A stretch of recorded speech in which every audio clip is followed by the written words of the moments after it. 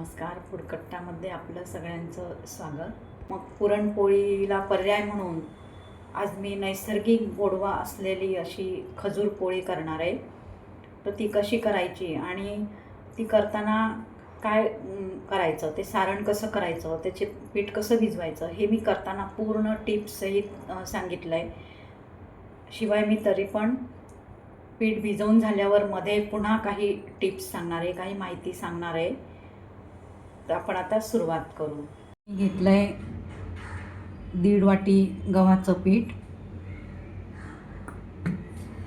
1 वाटी मैदा, 1 टेबलस्पून बेसन पीठ आणि 2 टीस्पून बारीक रवा घेतला आहे.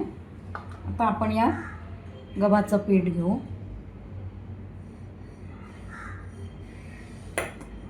यात आपण मैदा घालू. यात आपण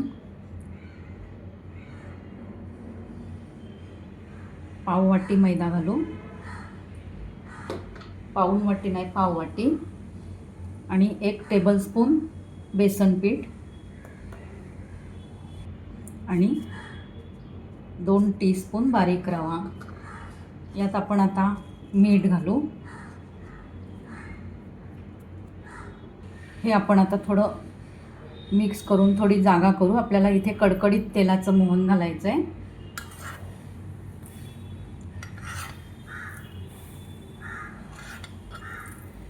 हे मोहन पण प्रमाणात घालायला लागतं. आता ही 1.5 वाटी गव्हाचं पीठ आणि अर्धी वाटी मैदा आहे.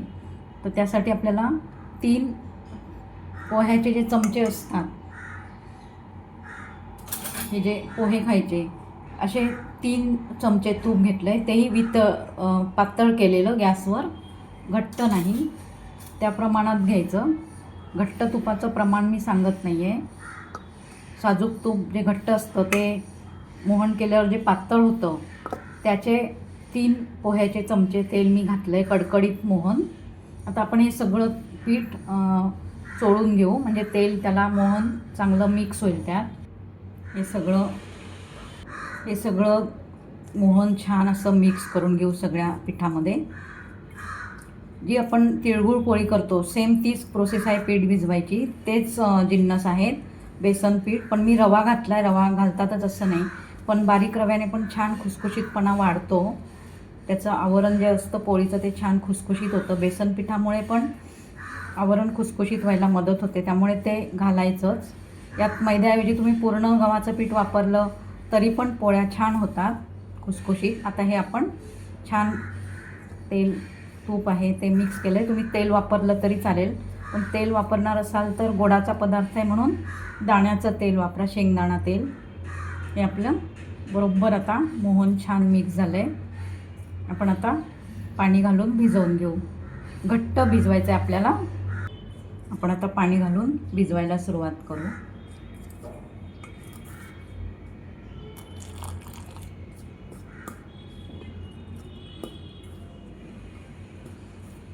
याचं जे आतलं सारण आहे ते तिळगुळ पोळीसारखंच खजुराचं सारण घट्ट असतं, म्हणून पीठ पण घट्ट भिजवायचं. कुठलाही पराठा किंवा पुरणपोळी, तिळगुळ पोळी करताना जसं सारण आहे त्याप्रमाणे पिठाची कन्सिस्टन्सी हवी. हे आपलं पीठ भिजवून झालं आहे. हे पहा, खूप सैल नाही आणि खूप घट्ट नाही, लाटता आलं पाहिजे आपल्याला, अशी कन्सिस्टन्सी हवी. याला आपण आता तेल किंवा तुपाचा हात लावायचा आणि याला रेस्ट करायला ठेवायचं 15 मिनिट. यात बेसन घातलं आहे त्यामुळे 15 मिनिटापेक्षा जास्त वेळ रेस्ट नाही करायचं. बेसन पिठामुळे पीठ सैल होत जातं. आता आपण हे झाकून ठेवून देऊ. हा खजूर आहे, काळा खजूर. हा चिकट नसतो. यातल्या बिया आपण काढून घेतल्या खजुरातल्या. आता आपण हा मिक्सरमध्ये बारीक करणार, एकदम बारीक करणार आहे. त्यासाठी मिक्सरच्या भांड्याला आता तेल लावणार आहे मी, म्हणजे मग मिक्सरच्या भांड्यातनं आपल्याला काढायला सोपं जातं, चिकटत नाही. तेल किंवा तूप पण तुम्ही लावू शकता, पण शक्यतो आपण तेल वापरायचं. हे शेंगदाणा तेल वापरायचं. हे शेंगदाणा तेल मी आता मिक्सरच्या भांड्याला लावलं आहे आणि यात आपण खजूर आता बारीक करून घेऊ. हा आपला खजूर पल्स मोडवर बारीक करायचा, थोडा थोडा करून करायचा. खूप छान स्मूथ झाला आहे. आता आपण हा परतून घ्यायचा तेलात किंवा तुपात. कढईत आता तेल घातले मी, शेंगदाणा तेल. त्यात आपण हा आता खजूर थोडा थोडा करून परतून घ्यायचा.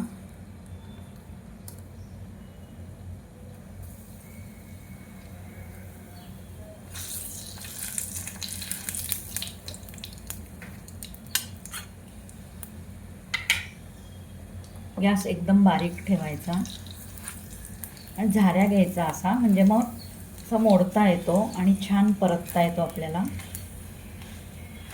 मध्ये मध्ये असा मोडला गेला ना की पूर्ण सगळा व्यवस्थित परतला जातो, त्याचा गोळा राहत नाही. एका व्यवस्थित परतून घ्यायचा. आपला झाला आहे परतून. जास्तही परतायचा नाही एकदम, नाहीतर त्याला जळकट वास येईल. खमंग परतून होईपर्यंत परतून घ्यायचा छान. आता हा उरलेला असं थोडा थोडा करून परतायचा, कारण एकदम परतला नाही जात, चिकट असतो. खजूर आपला छान खमंग परतून झाला आहे, खूप पटकन परतला जातो. आता आपल्याला गॅसवर कढई गरम करून त्यात बेसन पीठ भाजायचं आहे. 2 टेबलस्पून बेसन पीठ.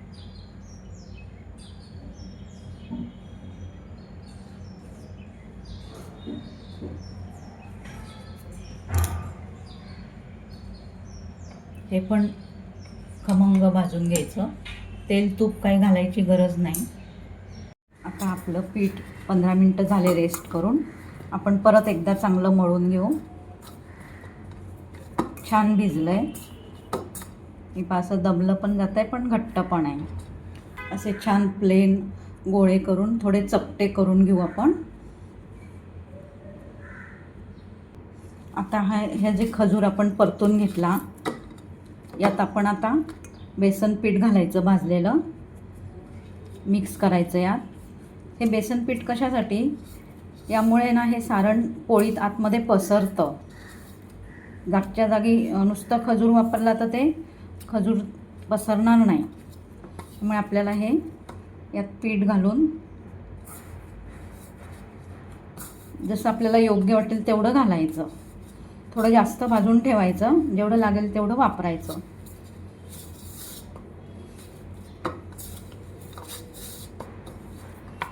आपली आता सारणाची पण तयारी झाली. आपण आता गॅसवर तवा तापायला ठेवू आणि पोळी करायला घेऊ. सारणाचे पण आपण असे गोळे छान प्लेन गोळे करून घेतले.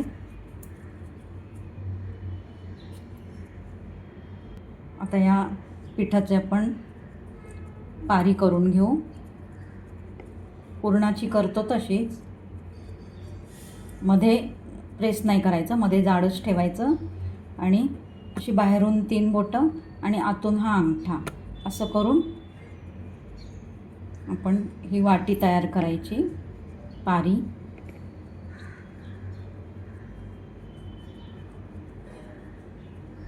ही आपली पारी तयार झाली. यात आपण सारण भरू. आता हे सारण भरताना आपण असाच्या असा गोळा नाही, थोडा मोडायचा आणि यात घालायचा. आणि आता आपण हे बंद करू पारी.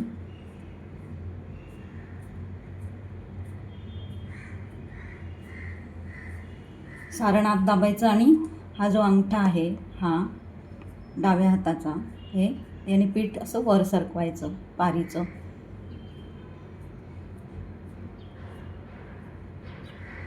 असं असं भरून बंद करत जाईल. असं राहतं तेव्हा इथे असं बंद करायचं चिमटीने आणि हे प्रेस करून घ्यायचं. जास्त नाही आहे म्हणून मी प्रेस केलं, जास्त असेल तर हा वरचा भाग काढून घ्यायचा. आणि हे असंच लाटायला नाही घ्यायचं आहे. आता हे गोल आहे, थोडंसं प्रेस करायचं हाताने. असं हाताने थोडंसं चपटं करत जायचं. पहा आता आधी गोल होती की नाही पारी भरलेली, आता थोडी चपटी झाली. आता ही इथे ठेवून अशी हाताने प्रेस करायची. असं पुरणपोळीला नाही करायचं, तिळगुळ पोळी आणि ही खजूर पोळी. असं प्रेस केलं की आपलं सारण पूर्ण कडेपर्यंत नंतर लाटताना मिळतं आपल्याला. हे सारण आधीच प्रेस करून पसरवून घ्यायचं.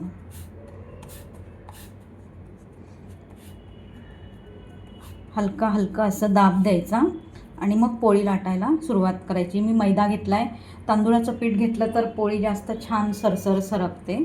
तर आपण लाटायला सुरुवात करू.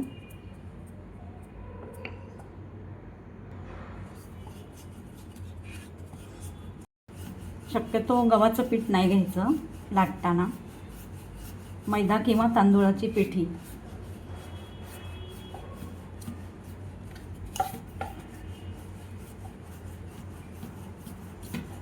जशी आपण तिळगुळ पोळी करतो तीच प्रोसेस आहे.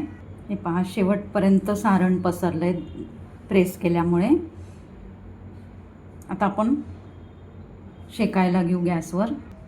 तवा तापला आहे, तव्यावर आपण तेल लावून घेऊ. तूप लावलं तरी चालेल, शक्यतो तेल लावा. तूप काय होतं नंतर थिजतं पोळ्या गार झाल्यावर. मध्यम तापवायचा, खूप कडकडीत नाही तापवायचा, कारण सेम तिळगुळ पोळीची प्रोसेस आहे. उलट यात तुम्हाला फक्त खजूर आणि बेसन पीठ वापरायचं आहे सारणात. तुम्हाला जास्त काही त्यात जिन्नस घालायची गरज नाही आहे. वेलची पूड तुम्ही घालू शकता खजुरामध्ये. आता छान खरपूस भाजून घेऊ. सेम तिळगुळ पोळीसारखं पातळ लाटायची. तिळगुळ पोळी किंवा पुरणाच्या पोळीला हा ऑप्शन खूप चांगला आहे. फक्त यामध्ये खजुराचं जे परतून घेतला खजूर जे सारण आहे, तो खजूर तुम्ही कणिक भिजवल्यावर जेव्हा तुम्हाला 15 मिनटं ठेवायची आहे त्याच्यानंतर तुम्ही खजूर परता. मिक्सरमध्ये आदल्या दिवशी पण तुम्ही बारीक करून ठेवू शकता बिया काढून, पण तुपात परतताना किंवा तेलात परतताना अगदी वेळेला परता, कारण तो लगेच घट्ट गोळा होतो त्याचा. तेलात परतला तरी पण शक्यतो घट्ट होतो. मग नंतर तो पुन्हा परतून घ्यायला लागेल नरम होण्यासाठी. तो कडक होतो नंतर. आपण ह्याला वरून तेल किंवा तूप लावा तुम्ही. मी आत्ता तूप लावते. आणि गरम गरम खायचे असतील तर तूप वापरा, ताबडतोब खायचे असतील तर. आणि ठेवायचे असतील जास्त दिवस तर तेल वापरा वरून लावायला सुद्धा. मोहन तुपाचं गार मोहन पण चालेल, अगदीच कडकडीत घातलं पाहिजे असं नाही, पण मग ते घट्ट तूप नको, ते वितळवून गार केलेलं हवं. अगदी घट्ट तूप नाही मोहन म्हणून वापरायचं. गॅस एकदम बारीक ठेवायचा, मीडियमपेक्षा कमी, लो टू मीडियम ठेवायचा. ही पोळी रेडी आहे. आता आपण दुसरी पोळी करायला पारी करून घेणार आहे. तयार करू. पीठ जर तुम्हाला खूप घट्ट वाटलं तर तेल आणि पाणी लावून तेल पाण्याचा हात करून करून पीठ मळा. जर जास्त घट्ट वाटलं तर, कारण रवा घातल्यावर घट्ट होतं. सारण आत दाबायचं आणि या अंगठ्याने पीठ असं पुढे ढकलायचं. नंतर सुरुवातीला आपले 3 बोटं आत असतात. नंतर आपण जसं जसं पीठ वर घेतो तर 2 बोटच आत घालू शकतो. नंतर शेवटी आपण एकच बोट आत ठेवायचं असं. हे एकच बोट आणि असं जवळ घ्यायची कणिक, अशी जवळ घ्यायची नंतर या बोटाच्या भोवती. आणि मग हे इथे असं जवळ आणायचं हे असं. आणि इथे माझी जास्त नाही झाली त्यामुळे मला काढायला नको आहे. हे अशी घडी करून प्रेस करायची आणि मग आपण या गोळ्याला परत थोडंसं असा चपटा आकार द्यायचा या पद्धतीने. जसं भाकरीचं करतो की नाही तसं. हे घट्ट सगळं असल्याने सारण आणि पारी घट्ट असल्यामुळे आपल्याला याला जोर देता येतो. आता आपण असं या बाजूने असं प्रेस करायचं. म्हणजे सारण आहे ना कडेला जातं. तर आपण आता लाटायला घेऊ. प्रेस करून झालं की आपण लाटायला घेऊ. आता आपण परत तवा थोडा गरम झाला की तेल लावून घेऊ.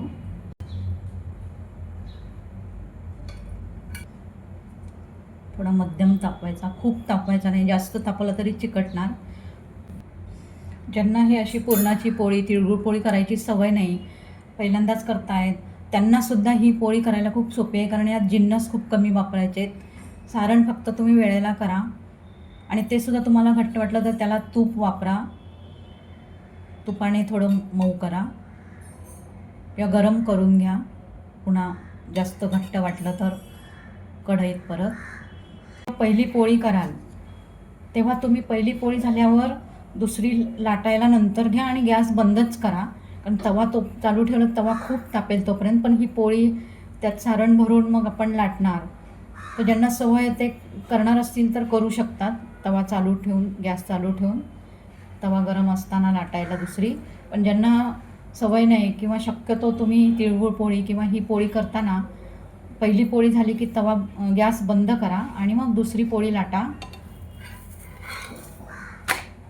आणि तुम्हाला जर मऊ हवी असेल, घरात कोणी ज्येष्ठ असतील त्यांना खायची असेल किंवा लहान मुलांना मऊ हवी असेल तर तुम्ही यात मोहन न घालता मोहन कमी घाला आणि जाडसर लाटा. थोडी जाड लाटली की मऊ होते. आता ह्याला तव्यावरच जर तुम्हाला लगेच खायचे असेल तर तूप जर लावलं ना तर खूप छान तुपाचा पण एक खमंगपणा पोळीला येतो. तव्यावर असतानाच दोन्हीकडनं तूप लावायचं. शेंगदाणा तेल लावलं तरी चालतं. तुम्हाला जर लगेच खायची असेल तर तुम्ही तूप लावा. आणि जास्त दिवस स्टोअर करून नंतर खायची असेल किंवा प्रवासात न्यायची असेल तर तेल वापरा वर लावायला. ही आपली खजुराची पोळी रेडी आहे. ही स्टोअर पण तुम्ही करू शकता, प्रवासात पण नेऊ शकता. मी पोळी करताना बऱ्याच गोष्टी सांगितल्यात की सारण करताना काय करायचं. तर खजूर जर तुम्हाला कोरडा खजूर नाही मिळाला, चिकट खजूर जरी असला तरी त्यात तुम्ही बेसन पीठ घालून त्याचा चिकटपणा कमी करू शकता. त्यात शिवाय खसखस पण घालू शकता. सुकं खोबरं, खसखस आणि बेसन पीठ भाजलेलं हे घालून तुम्ही त्याचा चिकटपणा कमी करून तो दुसरा खजूर पण तुम्ही, ओला खजूर पण तुम्ही वापरू शकता. हा पण ओला खजुराचा पण थोडा ड्राय असतो.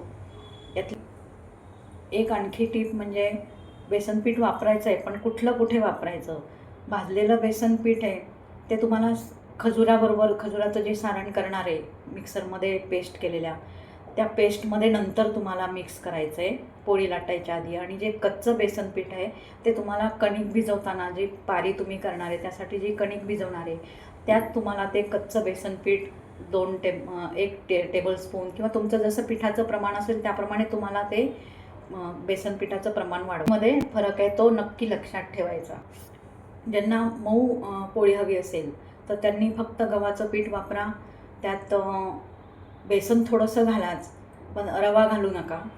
आणि थोडीशी जाडसर लाटा म्हणजे ती मऊ होईल. ही खजुरामध्ये इतका गोडवा आहे, तो नैसर्गिक गोडवा आहे की तुमची पोळी तुम्हाला साखर गोडाशिवाय छान गोड लागणार आहे. आणि तुम्हाला याची मी आठवण करून देते. बरेच जण सबस्क्राईब करत नाहीत, व्हिडिओ बघतात पण सबस्क्राईब करत नाहीत. पण सगळ्यांनी सबस्क्राईब करा.